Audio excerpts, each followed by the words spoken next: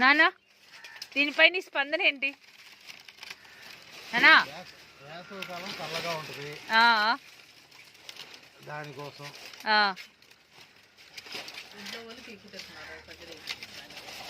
అంతే అంటావా?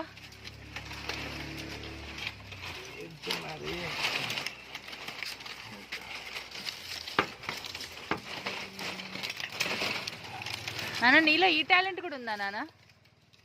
నీకే తెలియదంట వేసేదాకా ఉందని. నా టాలెంట్ ఇప్పుడేం చూసావు? నా చిన్నప్పుడు చూడాల్సింది. ఏం చేసావు? ఎన్నో చేసా. ఒకటి చెప్పు.